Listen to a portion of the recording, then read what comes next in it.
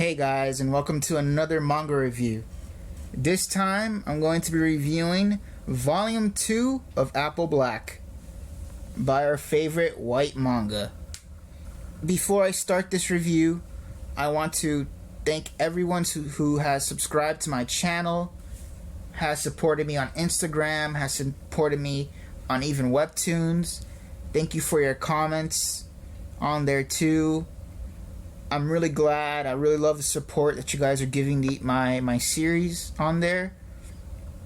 And for those of you who haven't seen it, of course, follow the description below of this video and it'll take you to my Instagram page where you can follow me there, my Webtoons where you could read the beginning chapter of D Hunter, and also my other series Vanguard that you could check out on Webtoons.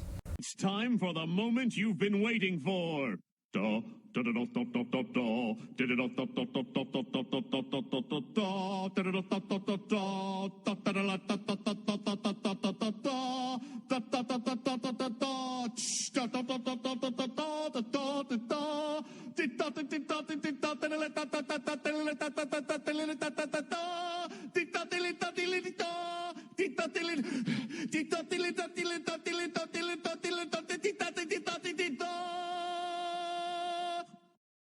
Let's talk about art. I believe there's been a massive improvement compared to the first volume. If you guys ever got the first volume of Apple Black, which you guys should because it's a good book, art is in this book it has improved drastically, not only in terms of the drawings themselves, but in terms of the quality of like the pages. The quality of the pages are great. There's not much pixelization on the characters and on the art, really, in the panels. I felt was a problem in the first volume, where I guess since this was pretty much their first time doing books. There was a bit of pixelization, I guess, because of stretching.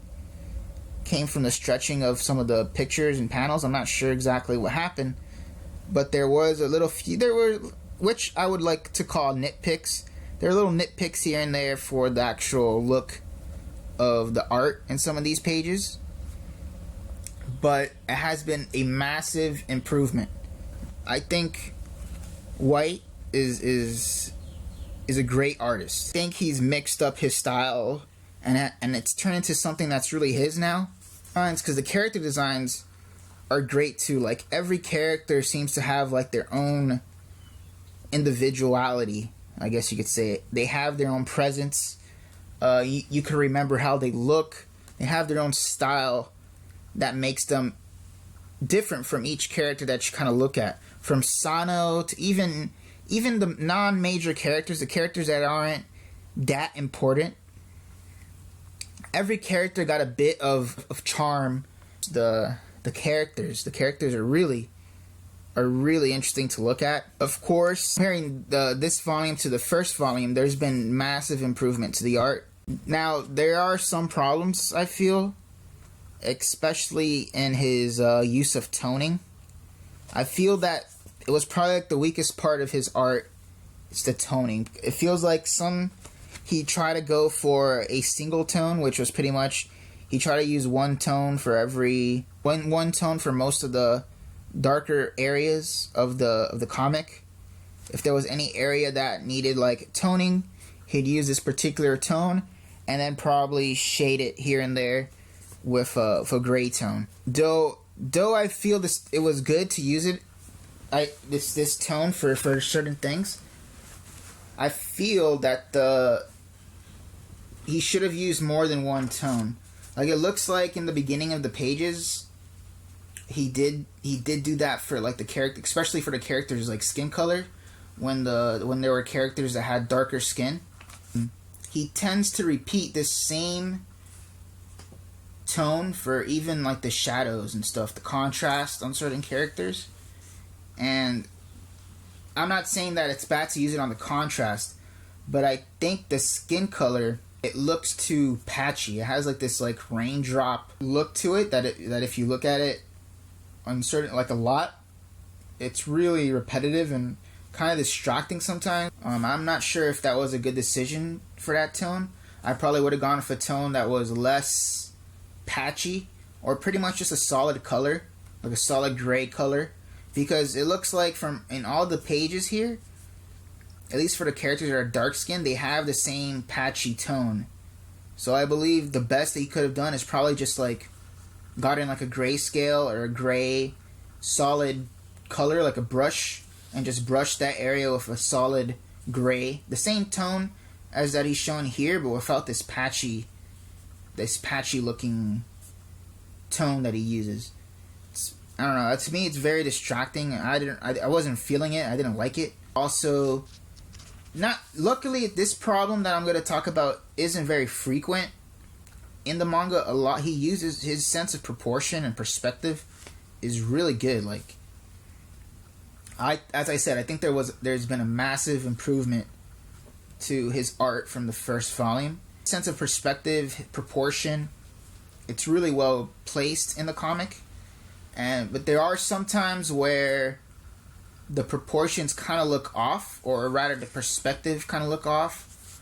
There was one scene where Neon is running to go save the kids in Old Garth, and for some reason in the panel that he drew, he made Lily very huge, while the perspective seems off. I believe that Lily should have been a little bit reduced in size. A bit more reduced in size since she's a little bit closer. And the shot should have been around from her waist, because in the actual panel, it looks he pretty much drew Lily almost full figure, and it looks like she's a giant in this panel. She looks like she's a giant pretty much, and you see Neon running away, but Neon still has the size on Neon the proportion that he put on Neon doesn't seem to correlate with the size of Lily, so it looks kind of off, and you get that type of those proportion breaks and perspective breaks here and there sometimes, but it's not very. That particular panel was a panel that I noticed it at first, but after that I didn't really see it much, so it looks like it was just like a little artist mistake that he had.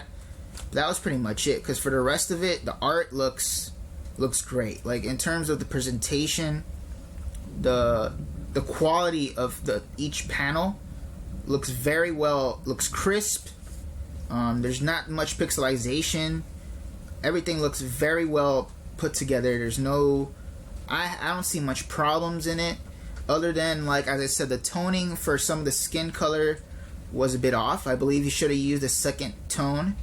And, like, I don't mind the repetition, because I know he was trying to save time, possibly. But I believe he probably should have used a second tone for the character's skin tone, because it looks pretty distracting sometimes. But other than that, I believe the art is probably, like, really well improved. I still do think it's still a 4 out of 5 for me for the art.